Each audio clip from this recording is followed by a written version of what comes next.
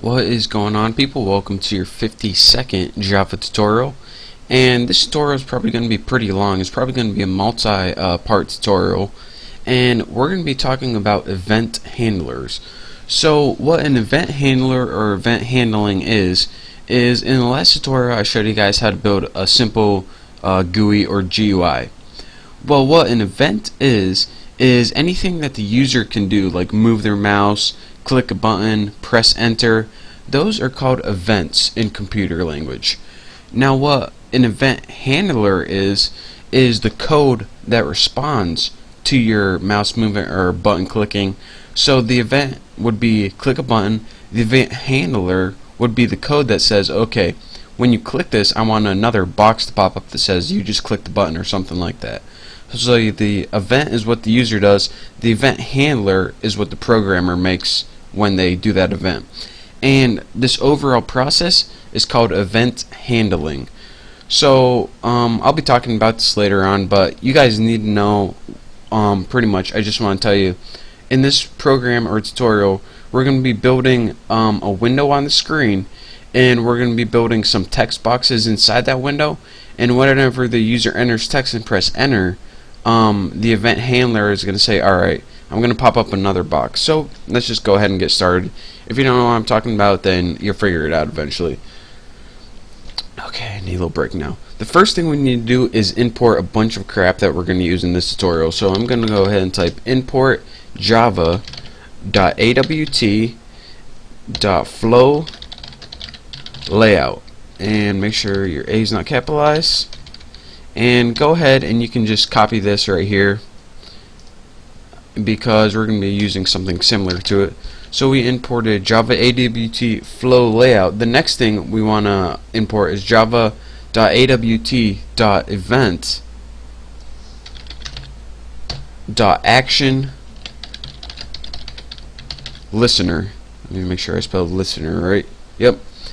And what this does, flow layout pretty much gives you layout. The listener listens or pretty much waits for the user to do something like press enter or something. So now the last thing we need to import from the AWT is event. Come on, cursor. Seriously? AWT.event.action event. And these are events which I told you about last time. Now we need to import four things from the swing. So let's go ahead and import JavaX. Make sure you have the X swing.jframe. And now we can go ahead and, well, might as well copy that because we're going to be importing three other things. Copy, paste, paste, paste. We need to import jframe, jtext field, and make sure that you got your capitalization same as mine with a T and the F capitalized. JFrame, JTextWord, JPassword field. And text field is somewhere where you can type text. Password is the same thing, but instead of showing the text, it covers it up in asterisk so you can't see. And the last thing is option pane. So now we imported everything that we need for this tutorial, and these pretty much are all the built-in methods and variables that we're going to use. So now what we need to do for our tuna class is, just like before, we need to extend or inherit all the stuff from JFrame. And what this pretty much does is give us all, it pretty much lets us use a window. So now we created a window like any other program. Now we can start putting stuff in it. So we're going to put 3 items plus a password field in it, or pretty much 4 text fields. So let's go ahead and make variables for those. Let's make our first text field first. So private j text field, and you need to put j text field, and you can name it anything you want. I'm just going to name my item 1, and I'm going to make 3 of these. So I'm just going to copy this because I am extremely lazy. Item 2 and item 3. And the last, sorry about that, I had to take a little break, help my roommate find his phone, but alright. So we created 3 text fields right here. Now let's go ahead and create our last password field. And we'll set that to private as well because, I mean, why not? J password field. like that. And let's just give this a variable, oops, password field. Looks good. So now I did something, oh, no semicolon, embarrassing. So we created 3 items plus a password field. Now let's go ahead and create our window. So let's go ahead and create a constructor for this, and since my class is named Tuna, I'm gonna have to create a method that's named Tuna. So I'm just going ahead and gonna type public Tuna, doesn't take any arguments, and whatever I create in this is pretty much the window. So the first thing I need to do, or first thing I actually want to do, is add a title to this.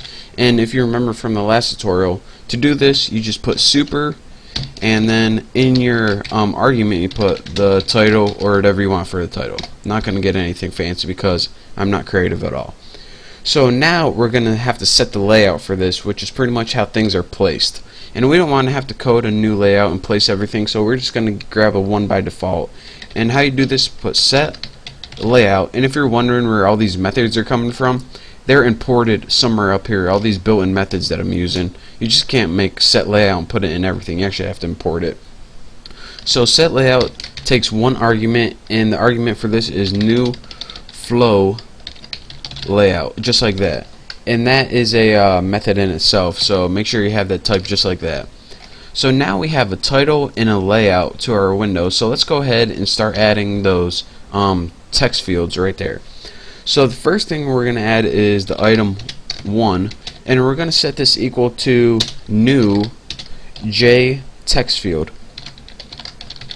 And in the parameters for this, set the length of it as 10. And now we have an item, but we didn't add it to the window yet. So let's go ahead and add item 1, and this will add the item to our window. So now, although you can't see it, you pretty much have a blank window with just a little text field on the screen. Now we're going to go ahead and do that for the rest of our items. So let's go ahead and put item 2 and set this one equal to, and these are going to be a little bit different, just change things up a little bit. New J text field, but as your parameters, go ahead for this one and put like enter text here. Now what this is going to do is give you default text inside, and it pretty much is like a prompt. Now let's go ahead and add this one to the screen, item 2. So now we have pretty much an empty window with 2 things on our screen, 2 text fields. So now let's go ahead and change our item 3 variable to, yeah, you guessed it, new J text field. And for this one we'll go ahead and type, alright, let me think of something to do. There we go. Let's go ahead and type, we'll make this text uneditable, and we'll give it a default value of 20. And now we have a text field that says uneditable in it, and we want to make sure that the user cannot edit this. So what we're going to do is take that item 3, which is that text field, and how you set the editableness is go set editable, and what you're going to do for this is put false. And if you put false in that text field is not going to be editable, so the user is going to be able to change what's on the screen, read what's on the screen, but they aren't going to be able to edit it.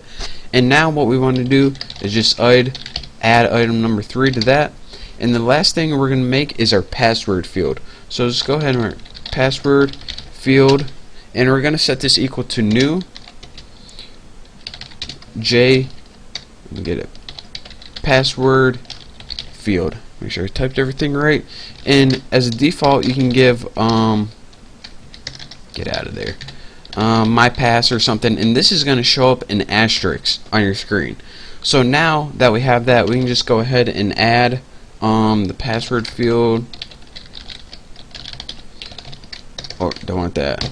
So now we have a screen with 4 things on it. We have 4 different text boxes, and each one of them is a little different. I just want to show you guys that changing the parameters does a little thing different to it, and you'll see this later on visually.